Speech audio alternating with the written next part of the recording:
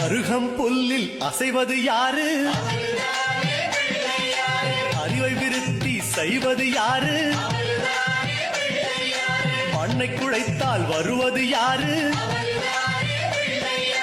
மண்ணை காக்கும் சாமியும் யாரு? வெள்ளையருக்கில் உள்ளது யாரு?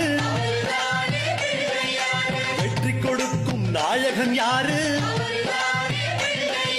முன்னே வந்த சாமியும் யாரு?